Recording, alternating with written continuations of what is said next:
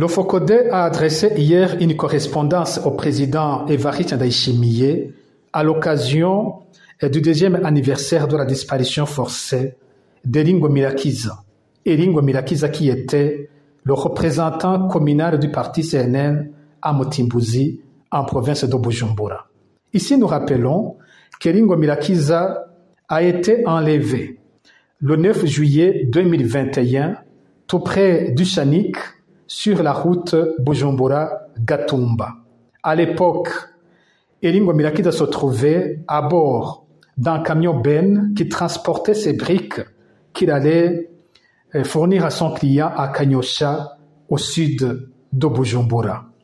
C'était aux environs de 16 heures, lorsque une moto s'est arrêtée brusquement devant son camion, et juste après, il est arrivé un pick-up immatriculé à 031, un pick-up qui a été identifié comme le véhicule de fonction du lieutenant-colonel Aaron Ndayishimiye, qui à l'époque était le commandant du bataillon 212 qui était basé à Rukoko. À bord de ce pick-up se trouvaient des personnes en tenue de l'armée burundaise.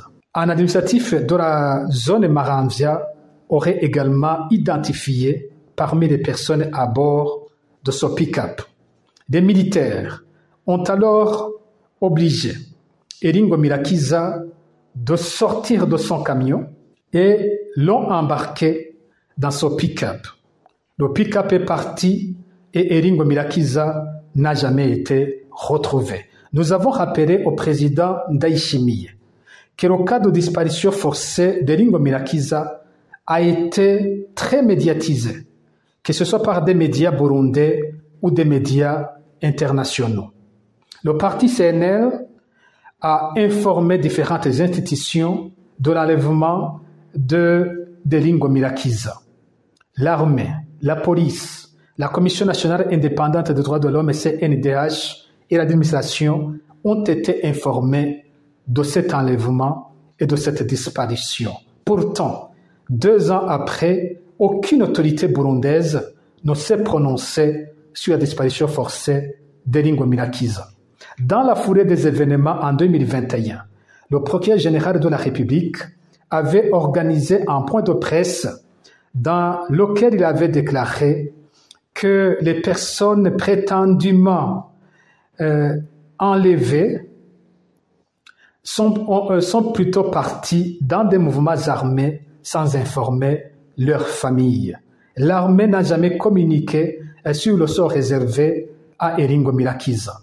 La CNDH n'a jamais rapporté la disparition d'Eringo Mirakiza. Face à ce mur du silence et de l'inaction des institutions, nous avons informé le président de la République qu'il était la seule autorité aujourd'hui pouvant déclencher une enquête sur la disparition forcée d'Eringo Mirakiza. Nous nous sommes fondés sur les déclarations que ne cesse de faire le président Ndayishimiye et sur son attachement à la justice burundaise. C'est un président qui, à un moment, a versé des larmes à la place des Burundais qui subissent des injustices dans le système judiciaire burundais. Notre correspondance sera un test sur la volonté réelle du président de changer, d'apporter des changements dans la justice burundaise et de mettre fin à ces violations graves des droits humains.